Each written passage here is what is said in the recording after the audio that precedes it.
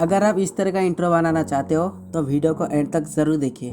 सारे प्रोजेक्ट का लिंक आपको वीडियो के नीचे डिस्क्रिप्शन में मिल जाए।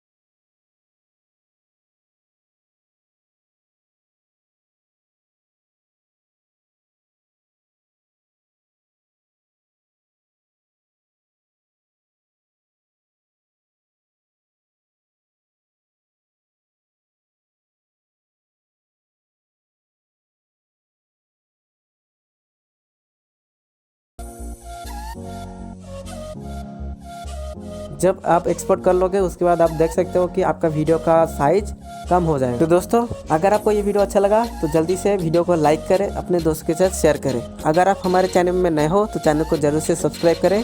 तो मिलते हैं नेक्स्ट वीडियो में। Thanks for watching.